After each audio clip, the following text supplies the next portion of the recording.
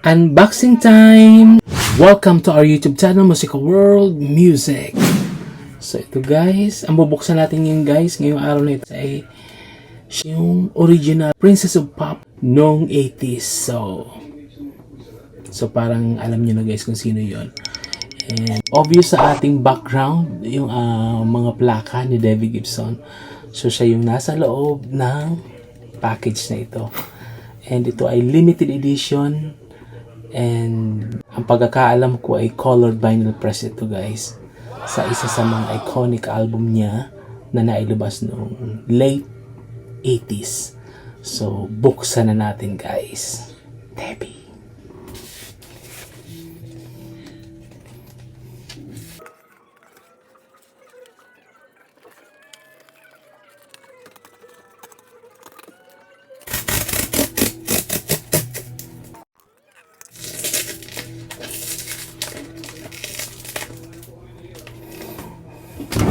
Kunin natin yung gunting.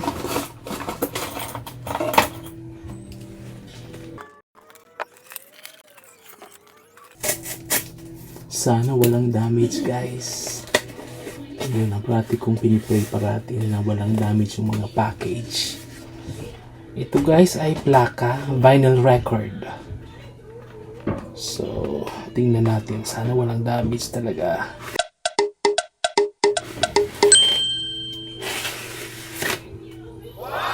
Electric Youth. So parang wala naman damage. Amazing!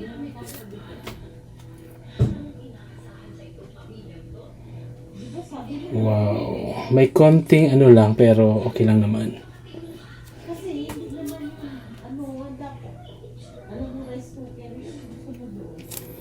Ito guys yung kanyang 1989 album Electric Youth. And isa sa mga matagumpay na album ni Debbie.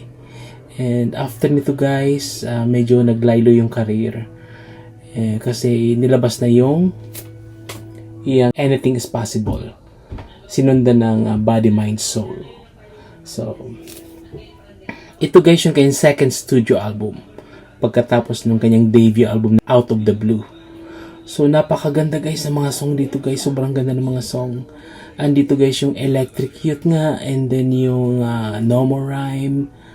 And paborito ko dito guys yung Lost in Your Eyes. And Shades of the Past. Ang ganda niyan guys yung final track sa album na to.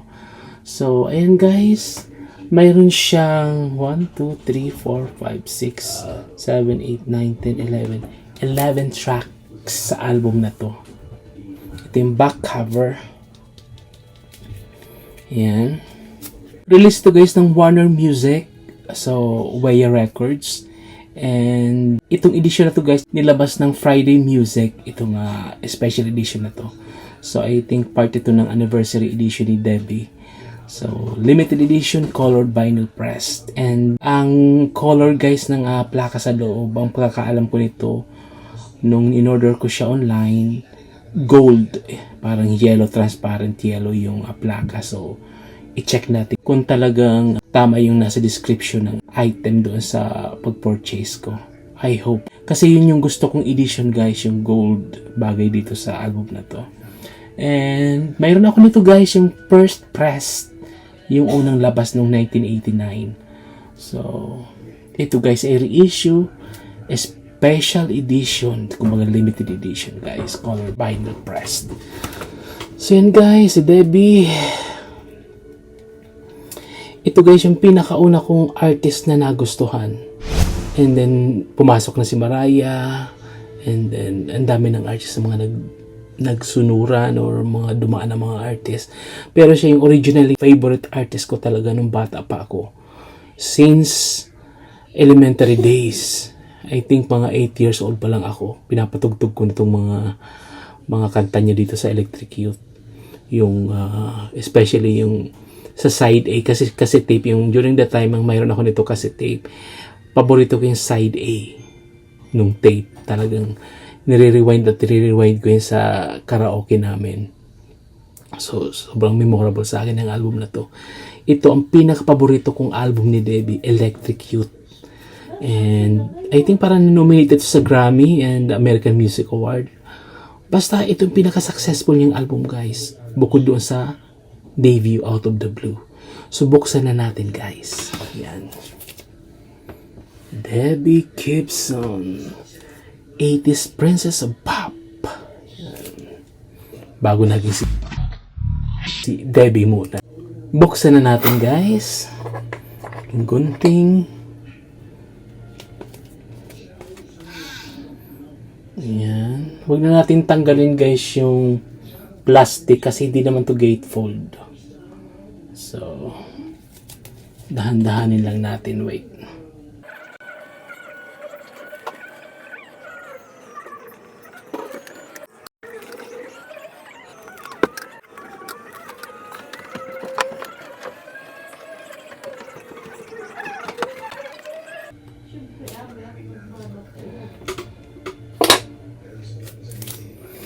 So, yun na guys. Moment of truth. Ano talaga yung color guys ng LP, ng plaka sa loob. Tingnan natin. Okay.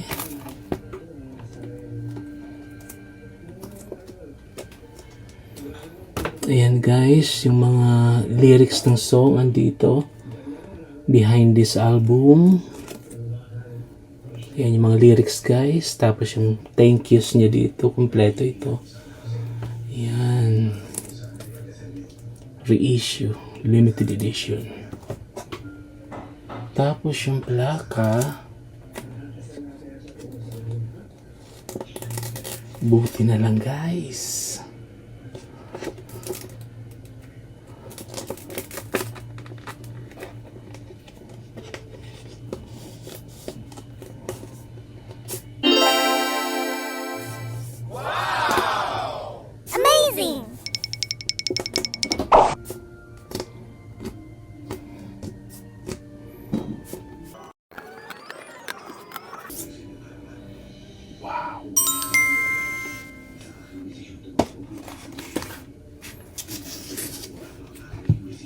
Gold.